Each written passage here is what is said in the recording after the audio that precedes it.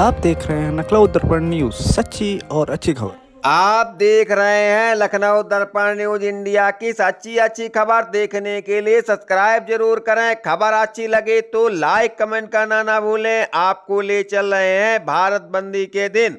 लखनऊ हजरतगंज में बहुजन समाज पार्टी के लोगों ने अपना शांति का परिचय देते हुए प्रदर्शन किया, लेकिन कुछ मनोवादी जातिवादी गलत मानसिकता के लोग जो पुलिस अधिकारी हैं जनता को उकसाने का काम कर रहे थे, जो वीडियो में साफ साफ दिखेगा। लेकिन जनता शांति का परिचय देते हुए प्रदर्शन तेज कर दिया, तोड़ जवाब दिया। एससी ओबीसी अब अपने हक अधिकार के लिए आजादी जैसी लड़ाई लड़ने के लिए तैयार हो गया है।